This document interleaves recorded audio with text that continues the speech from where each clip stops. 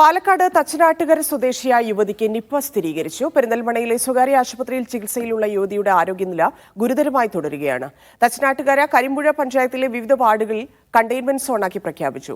Kozhikode Nipah ലക്ഷണങ്ങളോടെ മരിച്ച 18-കാരിയുടെ sample പരിശോധനയ്ക്ക് അയച്ചു. സമ്പർക്ക പട്ടികയിൽ ആർക്കും രോഗലക്ഷണമില്ലെന്നും റൂട്ട് മാപ്പ് ഉടൻ പുറത്തുവിടുമെന്നും ജില്ലാ കളക്ടർ അറിയിച്ചു.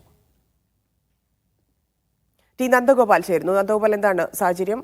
യുവതിയുടെ ആരോഗ്യനില എങ്ങനെയാണ്? നന്ദഗോപാൽ, കേൾക്കാമോ? യെസ്, പല വാർഡുകളും കണ്ടെയ്ൻമെന്റ് സോണുകളാക്കിയിരിക്കുന്ന ഈ രണ്ട് പഞ്ചായത്തിലും തച്ചനാട്ടിലും കരിമ്പുഴയിലുമാണ് വാർഡുകൾ കണ്ടെയ്ൻമെന്റ് സോണിലുള്ളത്. ചികിത്സയിലുള്ള യുവതിയുടെ ആരോഗ്യസ്ഥിതി മോശമാണെന്ന് അറിയുന്നു.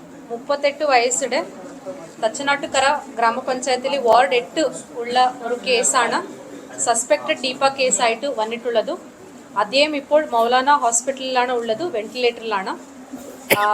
അതിന്റെ സാമ്പിൾ NIV പൂനെയിലേക്ക് അയച്ചിട്ടുണ്ട്. ഇന്ന് വൈകുന്നേരം കൺഫർമേഷൻ വരും. ഇന്ന് വൈകിട്ടാണ് കൺഫർമേഷൻ വരാൻ പോകുന്നത്. ഇന്ന് രാവിലെ 9:30 ബഹുമാനപ്പെട്ട ആരോഗ്യവകുപ്പ് മന്ത്രിയായിട്ടുള്ള വീണ മിനിസ്റ്റർ മീറ്റിംഗ് എടുത്തിരുന്നു. ആ മീറ്റിംഗിൽ നമുക്ക് കിട്ടിയിട്ടുള്ള നിർദ്ദേശങ്ങളെന്ന് പറഞ്ഞാൽ ഈ 26 കമ്മിറ്റികൾ ഫോം ചെയ്യണം, അതിൻ്റെ കാര്യങ്ങൾ തുടങ്ങട്ടെ എന്നാണ് നമുക്കുള്ള നിർദ്ദേശം കിട്ടിയിട്ടുള്ളത്.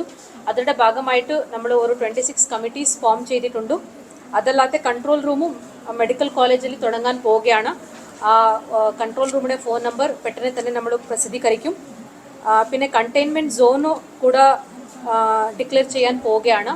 തച്ചനാട്ടുകരയിൽ ഒരു 4 വാർഡുകളും പിന്നെ കരിമ്പുഴ പഞ്ചായത്തിൽ ഒരു 2 വാർഡുകൾ, ഇങ്ങനെ 6 വാർഡുകളാണ് ഇത് പ്രഖ്യാപിക്കാൻ പോകുന്നത്. അടുത്ത ഒരു മണിയിൽ ആവും അത്. നന്ദഗോപാൽ ചേരുന്നു. നന്ദഗോപാൽ, സംഭവവുമായി ബന്ധപ്പെട്ട് കളക്ടർ എന്തൊക്കെ കാര്യങ്ങളാണ് പറഞ്ഞത്? ഒപ്പം നിലവിലെ സ്ഥലങ്ങളിലെ സാഹചര്യം എങ്ങനെയാണ്?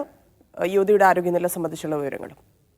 10 ദിവസം മുൻപാണ് യുവതിക്ക് രോഗലക്ഷണങ്ങൾ ഉണ്ടായിരുന്നത്. തുടർന്ന് ഇവർ മണ്ണാർക്കാട് വിവിധ ആശുപത്രികളിൽ ചികിത്സ തേടിയിട്ടുണ്ടായിരുന്നു. പക്ഷേ രോഗം ഗുരുതരമായതിനെ തുടർന്ന് പെരിന്തൽമണ്ണയിലെ ആശുപത്രിയിലേക്ക് എത്തുകയും ഇവിടെ നിന്നും നിപ്പയാണെന്ന സംശയത്തെ തുടർന്ന് ആദ്യം കോഴിക്കോട് വൈറോളജി ലാബിലാണ് പരിശോധന നടത്തിയിട്ടുണ്ടായിരുന്നത്. ഇവിടെ നിന്നും പ്രാഥമികമായി നിപ്പ സ്ഥിരീകരിച്ചിട്ടുണ്ടായിരുന്നു. പിന്നീട് പൂനെ വൈറോളജി ലാബിലേക്ക് അയച്ച പരിശോധനാ ഫലമാണ് ഇന്നിപ്പോൾ വരികയും നിപ്പയാണെന്ന് ഔദ്യോഗികമായി സ്ഥിരീകരിക്കുകയും ചെയ്തിട്ടുള്ളത്. ഇതോടുകൂടി തച്ചനാട്ടുകര കരിമ്പുഴ ഭാഗത്ത് കൃത്യമായ ജാഗ്രതാ നിർദ്ദേശങ്ങൾ നൽകിയിട്ടുണ്ട്. ഇവിടങ്ങളിൽ കണ്ടെയ്ൻമെന്റ് സോണായി പ്രഖ്യാപിച്ചിട്ടുണ്ട്.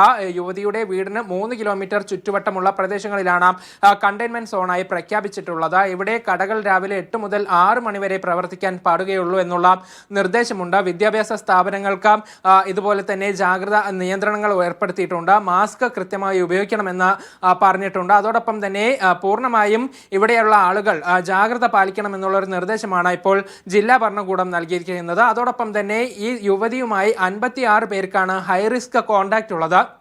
ഇവരെ ക്വാറന്റൈനിലേക്ക് പ്രവേശിപ്പിച്ചിട്ടുണ്ട്. അതാത് വീടുകളിൽ തന്നെയാണ് ക്വാറന്റൈൻ നൽകുന്നത് എന്നുള്ളതാണ് മനസ്സിലാക്കുന്നത്. ഇവർക്കൊന്നും തന്നെ രോഗലക്ഷണങ്ങളില്ല എന്നുള്ളതും ആശ്വാസകരമായ കാര്യമാണ്. 21 ദിവസമാണ് ക്വാറന്റൈൻ ഉണ്ടാവുക.